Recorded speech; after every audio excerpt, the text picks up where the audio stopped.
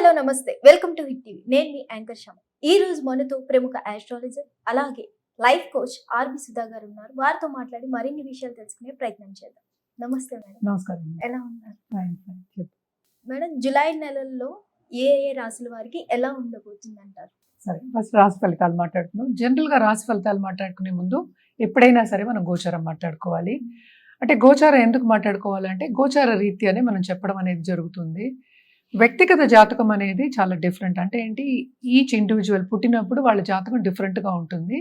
దాంతోపాటు ఇప్పుడు గోచారం అంటే ప్లానెట్స్ తిరుగుతూనే ఉంటాయి, పుట్టిన తర్వాత కూడా తిరుగుతూనే ఉంటాయి కదా. సో ఇప్పుడు గోచారం మాట్లాడుకున్నప్పుడే వాళ్ళకి ఎలా ఉంది అనేది మనకి తెలుస్తుంది.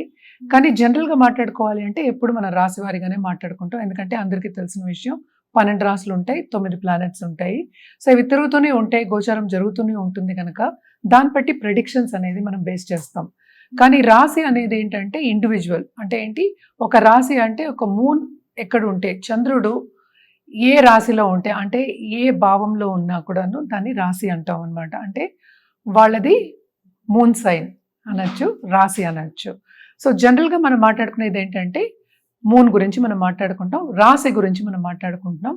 అలాగే ఏంటంటే చాలా మందికి డిఫరెన్సెస్ వస్తాయి. అంటే ఏంటి అంటే నక్షత్రం రాశిలో ఉంటుంది, నక్షత్రానికి అధిపతి వేరే వాళ్ళు ఉంటారు, అలాగే రాశికి అధిపతి వాళ్ళు వేరే వాళ్ళు ఉంటారు. అంటే ఈ 9 ప్లానెట్స్ మళ్ళీ మనకి వస్తాయి. ఒక్కొక్క రాశిలోనే 9 పాదాలు ఉంటాయి, నక్షత్ర పాదాలు ఉంటాయి అన్నమాట. సో వీటిని బట్టే మన ప్రెడిక్షన్స్ అనేది జనరల్ ప్రెడిక్షన్స్ మనం చెప్పుకోగలుగుతాము.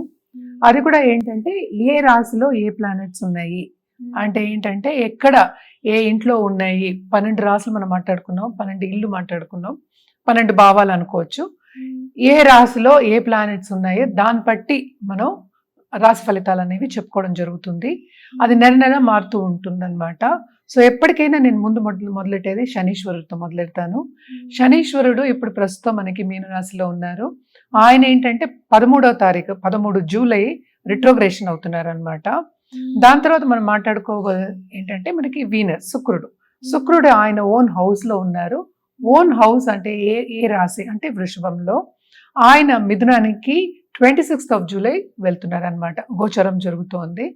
అలాగే సన్ ఏమో ప్రస్తుతం ఏమో మనకి మిథునంలో ఉన్నారు. ఆయన 16th జూలైకి మనం కర్కాటకానికి వెళ్తున్నారు అనమాట. సో అక్కడే మనకి మిథునంలోనే మనకి గురు ఉన్నారు.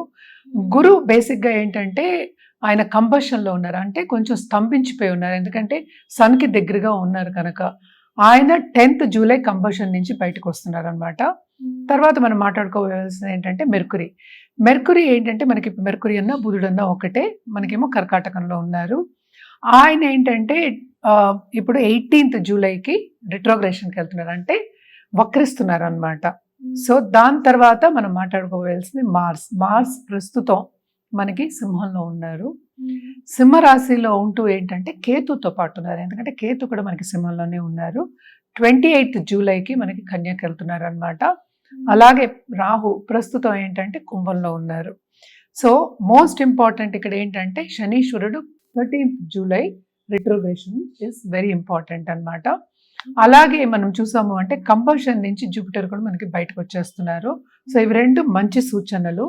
అండ్ ఆల్సో మనం చూసాము అంటే వీనస్ కూడా ఓన్ హౌస్లో ఉండి కొన్ని రాసుల వరకు చాలా మంచి ఫలితాలు అనేది ఇస్తుంది అనమాట. అండ్ ఆల్సో ఏంటంటే మనకి ఇంకా మనం మాట్లాడుకోవాలి అంటే కనుక రాహు కేతువులు అంత మంచి ఇవి ఇవ్వవు కనుక, ఫలితాలు ఇవ్వవు కనుక, మార్స్ కూడా ఉండడం కూడా కొంతవరకు అంత మంచి యోగం కాదనమాట. సో కొన్ని రాసుల వారికి అంత బాగుండదు, కొన్ని రాసుల వారికి బాగుంటుంది. అలాగే మనం చూసామంటే ఏలినాటి శని ఎవరికి ఉందో, ఎందుకంటే అందరూ శని వచ్చారంటే భయపడుతూ ఉంటారు కనుక, ఏలినాటి శని ఏమో ప్రస్తుతం మనకి మేషరాశి వాళ్ళకి అంటే మొదటి ఘట్టం, మీనరాశి వాళ్ళకి 2వ ఘట్టం, కుంభరాశి వాళ్ళకి 3వ ఘట్టం, అంటే 7.5 years శని. సో అంటే లాస్ట్ 1.5 years అనమాట. ఆయన మీనంలో ఉండి రిట్రోగ్రేషన్ అంటే వక్రిస్తున్నారు అనమాట జూలై 13th. సో ఈ గోచారం పట్టే మనం ఏంటంటే రాశి ఫలితాలు అనేది మాట్లాడుకోవాలన్నమాట. మేడం, తులారాశి వారికి ఎలా ఉండబోతుంది? తులారాశి వాళ్ళకి కూడా జూలైలో మిశ్రమ ఫలితాలే ఘోషిస్తున్నాయని చెప్పాలి. కానీ జూపిటర్ బ్లెస్సింగ్స్ పరిపూర్ణంగా ఉంది, 5th దాంట్లో ఉందన్నమాట.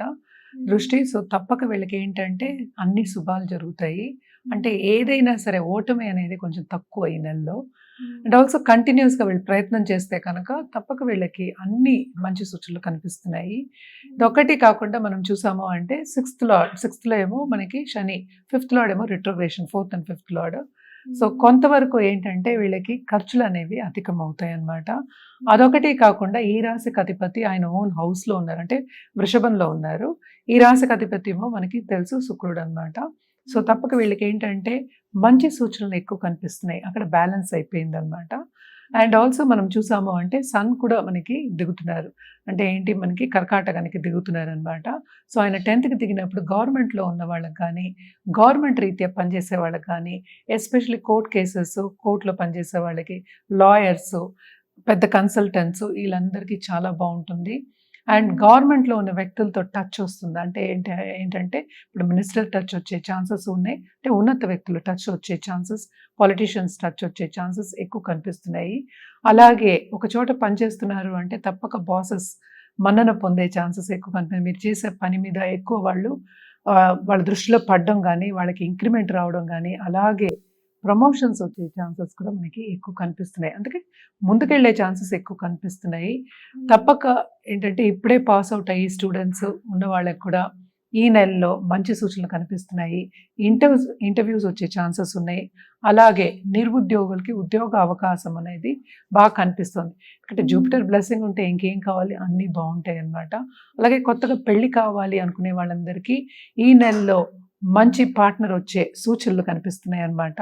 తప్పక పెళ్ళయ్యే ఛాన్సెస్ ఈ సంవత్సరంలో పెళ్ళయ్యే ఛాన్సెస్ కూడా మనకి, అంటే మనకు వచ్చే శ్రావణ మాసమే కనుక మనకి సూచనలు మంచివి కనిపిస్తున్నాయి. ఇంట్లో మాత్రం తప్పక శుభకార్యాలు జరిగే ఛాన్సెస్ ఉన్నాయి. ఏదైనా సరే ఖర్చు అధికమైనా సరే దూబరా ఖర్చు అనేది కొంచెం తక్కువే కనిపిస్తోంది, శుభ ఖర్చులు ఎక్కువ కనిపిస్తున్నాయి అన్నమాట.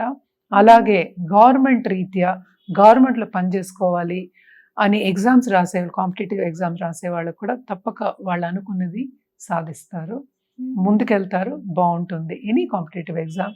అలాగే ప్రిపేర్ అయ్యే వాళ్ళకు కూడా ఈ నెల అంతా కొంతవరకు హ్యాపీగానే గడుస్తుందనే చెప్పాలి, ఎస్పెషలీ తులారాశి వాళ్ళకి. అలాగే మనం చూసాము అంటే సెకండ్ లార్డ్ అంటే ఏంటి మార్స్, కుజుడేమో మనకి 11th కేతుతో పాటు ఉన్నారు. కొంతవరకు ఏంటంటే సేవింగ్, నేను ఇందాక చెప్పినట్టు ఖర్చులు అనేవి ఎక్కువ కనిపిస్తున్నాయి కనుక సేవింగ్స్ అనేది కొంచెం తక్కువ అనిపిస్తుంది అనమాట.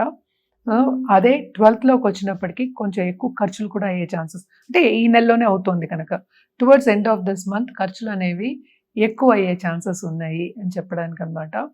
తప్పక ఈ రాశిలో ఉన్న వాళ్ళకి ఈ నెలంతా హ్యాపీగా గడుస్తుంది. విందు వినోదాల్లో కూడా పాల్గొనే ఛాన్సెస్ ఎక్కువ కనిపిస్తున్నాయి. మనం పరిహారాల విషయానికి వస్తే కనుక తప్పక లక్ష్మీదేవికి తెల్ల పువ్వులతోటి ఫ్రైడే పూజ చేస్తే చాలా మంచిది. లేకపోతే లక్ష్మీదేవిని తలుచుకున్నా చాలు, ఎవ్రీడే తలుచుకోవచ్చు కదా, సో తప్పక ఇంకా బాగుంటుంది. అండ్ ఆల్సో హోమాల్లో కలుసుకోవడం కానీ, పూజల్లో కలుసుకోవడం కానీ, అలాగే వ్రతాల్లో కలుసుకోవడం కానీ కనిపిస్తోంది.